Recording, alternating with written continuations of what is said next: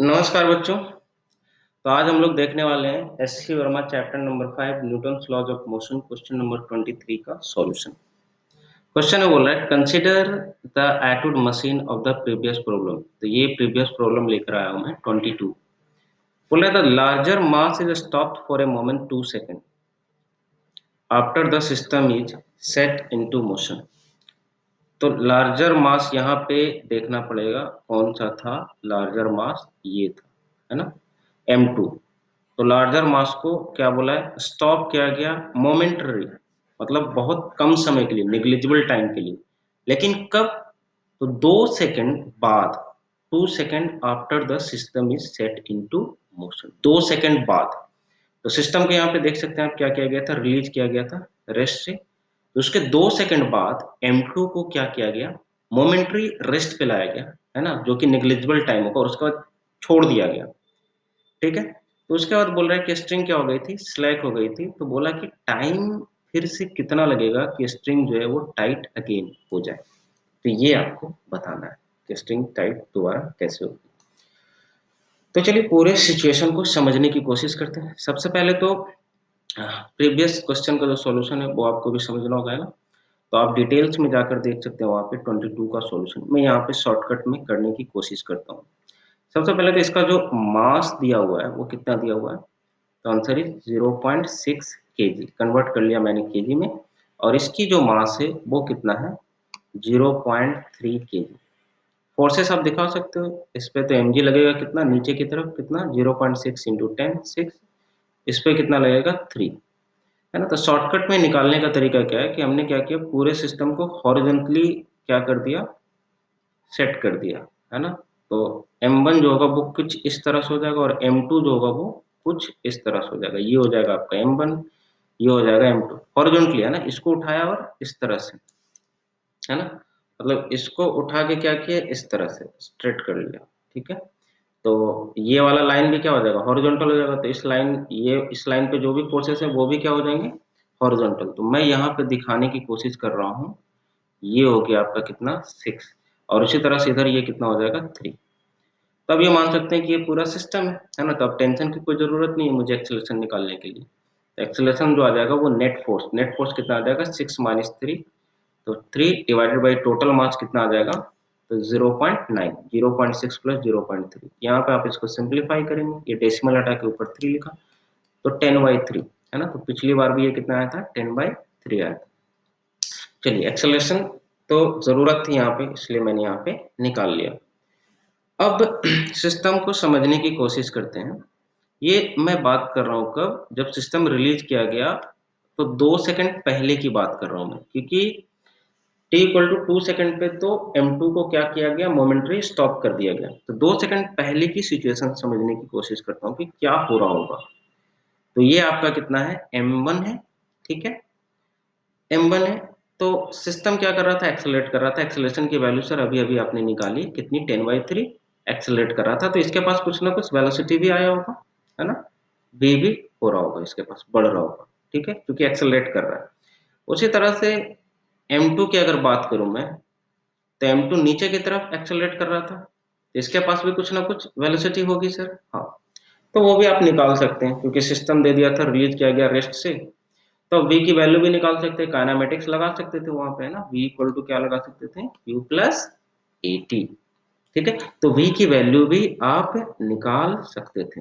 v की value मैं यहां से निकाल लेता हूं, है ना।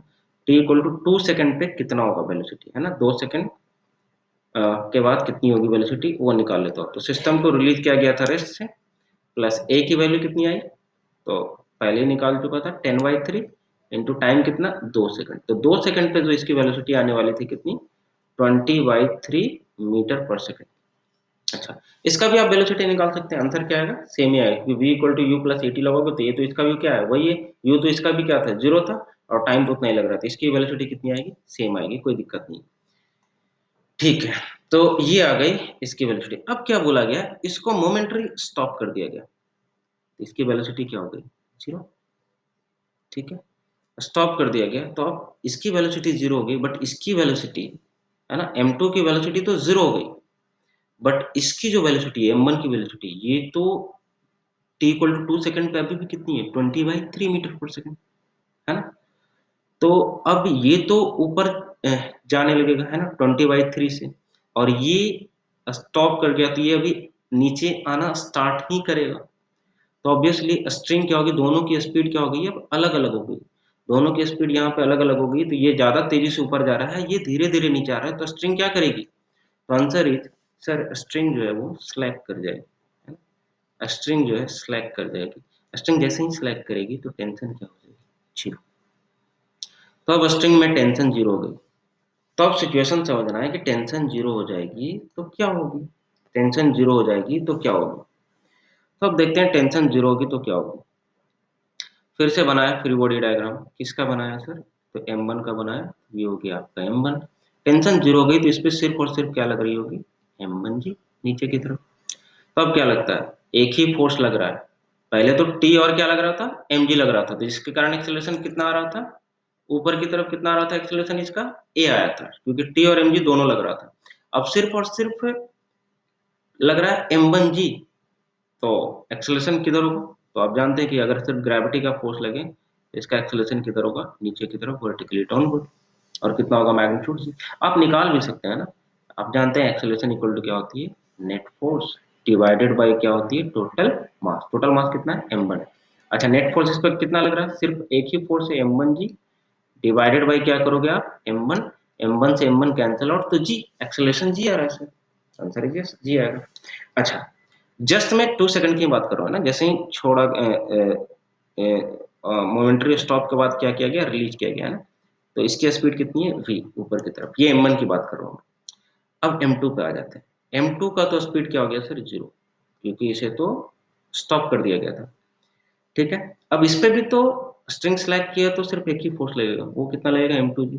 तो फिर से आप सेम फार्मूला लगाओगे यहाँ पे, है ना, तो एफ नेट बाई m2 करोगे, फिर m2 जी लग रहा है, डिवाइडेड बाई m2 करोगे, तो फिर से इसकी भी एक्सेलरेशन कितनी आ जाएगी, जी आ जाएगी, और कितनी आ, किधर आ जाएगी, नीचे की तरफ जी, ठीक। इसका मतलब ये हुआ सर कि अब ये वाला जो पार्ट के लिए, क्योंकि ये देखिए वेलोसिटी इसका m1 का, वेलोसिटी ऊपर की तरफ, एक्सेलरेशन नीचे की तरफ, तो ये वाला पार्ट के लिए रिटार्ड करेगा, और ये वाला जो पार्ट के लिए एक्सेलरेट करेगा विथ इनिशियल स्पीड जीरो से, मतलब इसकी स्पीड अब धीरे धीरे बढ़ती जाएगी, इसकी स्पीड धीरे धीरे घटती जाएगी। लेकिन सोचिए आप कि इनिशियली इसका स्पीड अभी भी क्या है, ज्यादा है, तो ऑब्वियसली इनिशियली अगर इसका स्पीड ज्यादा है तो अभी भी ये तेजी से ट्रैवल कर रहा होगा ऊपर की तरफ, है ना, तो स्ट्रिंग उतना ही ज्यादा क्या होगा, स्लैक होता जाएगा। और ये क्या करेगा, वो जो स्ट्रिंग स्लैक हुआ है उसको कुछ कवर करने की कोशिश करेगा, बट इनिशियली तो चूंकि इसका स्पीड ज्यादा है ना, तो ये कुछ पार्ट स्लैक कर चुका ऑलरेडी, कर चुका होगा ऑलरेडी, और ये फिर उसको रिकवर करने की कोशिश करेगा, और इसकी स्पीड धीरे धीरे घटती जाएगी, घटती जाएगी, घटती जाएगी, इसकी स्पीड धीरे धीरे बढ़ती जाएगी। तो एक ऐसा समय आएगा कि ये जितना डिस्टेंस ऊपर ट्रैवल किया होगा उतना ही डिस्टेंस ये नीचे भी ट्रैवल कर जाए, तो क्या लगता है, स्ट्रिंग फिर से टाइट हो जाएगी अगेन, आंसर इज यस। इसका मतलब अल्टीमेटली क्या निकलना है कि ये जितना डिस्टेंस ऊपर ट्रैवल किया, है ना, और ये उतना ही डिस्टेंस अगर नीचे ट्रैवल कर जाए, तो दोनों का मैग्नीट्यूड अगर सेम हो जाए तो स्ट्रिंग फिर से क्या हो जाएगी, अगेन टाइट हो जाएगी। तो वही हम लोग करने वाले हैं। तो मान लिया कि ये ऊपर की ओर डिस्टेंस ट्रैवल किया कितना, y, ठीक है। तो y इक्वल टू फॉर्मूला लगाएंगे सिंपली, s इक्वल टू क्या होता है, ut plus half A T square का फॉर्मूला लगा रहा हूँ, साइन अभी रखा नहीं, बस फॉर्मूला लिखा है।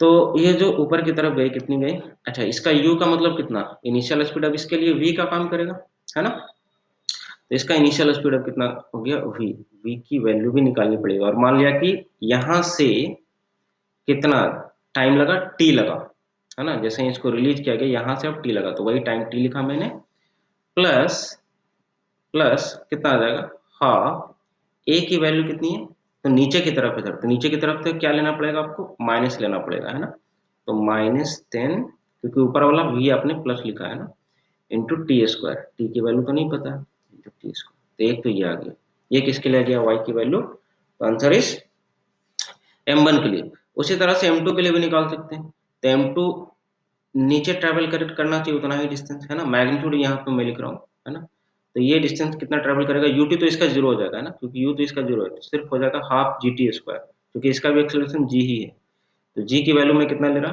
10 ले रहा, इंटू क्या कर रहा, टी स्क्वायर, है ना, तो इसमें मैं नीचे वाला डायरेक्शन पॉजिटिव ले सकता हूँ, कोई दिक्कत नहीं, इसमें मैंने ऊपर वाला डायरेक्शन पॉजिटिव, यहाँ पे सिर्फ हमको मैग्नीट्यूड से मतलब है। तो ये हो गई। अब सर यहाँ पे ये वेरिएबल है v की वैल्यू निकालना है मुझे। v आई थिंक आप लोग ऑलरेडी निकाल चुके हैं, यहाँ पे ये देखिए आप, है ना, 20/3 जो कि इसका इनिशियल स्पीड का काम करेगा यहाँ पे। तो मैं अब दोनों की वैल्यू से क्या कर रहा हूँ, सेम कर रहा हूँ। ये हो जाएगा कैंसिल आउट होके 5, ये भी हो जाएगा कैंसिल आउट होके 5, दोनों का मैग्नीट्यूड सेम कर रहा हूँ मैं। तो ये जो 5t² है, जितना नीचे डिस्टेंस ट्रैवल किया है ना, और जितना ऊपर डिस्टेंस ट्रैवल किया, तो v की वैल्यू कितनी आ गई, 20/3 इंटू टी, और ये -5t²। पहले मैंने इसे लिखा इधर और इसे लिखा इधर। अब सिंप्लीफाई करेंगे, 5t² इधर आ गया, तो ये हो गया कितना, 10t² इक्वल टू 20/3t। ठीक है, इसको और भी हम लोग सिंप्लीफाई कर सकते हैं। दोनों को एक साइड ले आओ, तो आ जाएगा कितना, t कॉमन ले लेता हूँ मैं, 10t कॉमन ले लेता हूँ। ठीक है, दोनों को एक साइड ला रहा हूँ, यहाँ पे बचेगा t माइनस क्या बचेगा, 2/3 इक्वल टू 0। तो जब इसको मैथमेटिकली आप सॉल्व करोगे तो सॉल्यूशन क्या आएगा, एक तो आ जाएगा t इक्वल टू 0, और एक आ जाएगा क्या, t इक्वल टू 2/3। तो ये तो मैथ है, ये तो दोनों आंसर बताएगा, है ना। दैट मीन्स मुझे क्या निकालना था कि स्ट्रिंग टाइट कब होगी, तो एक तो t इक्वल टू 0 पे तो ऑलरेडी टाइट थे, है ना। मतलब 2 सेकंड बाद का जो सिचुएशन, उसी को मैं क्या ले रहा हूँ, t इक्वल टू 0।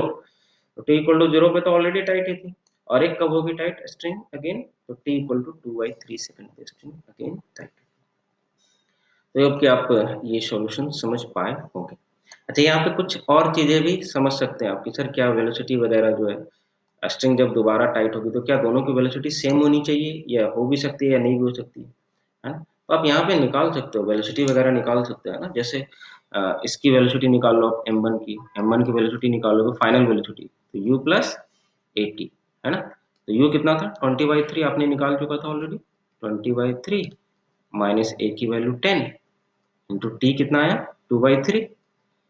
तो ये पहला वाला जो ऑब्जेक्ट है वो रेस्ट पे आ गया होगा जब तक, है ना। और ये तो खैर रेस्ट पे आने की सवाल ही नहीं है हमको, क्योंकि ये नीचे की तरफ एक्सेलरेट कर रहा है ना। तो इसका मतलब दोनों की स्पीड सेम नहीं होगी। इसका मतलब क्या होगा, एक जर्क भी हो सकता है ना। स्ट्रिंग जैसे ही टाइट होगी वहां पे क्या आ जाएगा, इम्पल्स का कंसेप्ट भी आ जाएगा ना।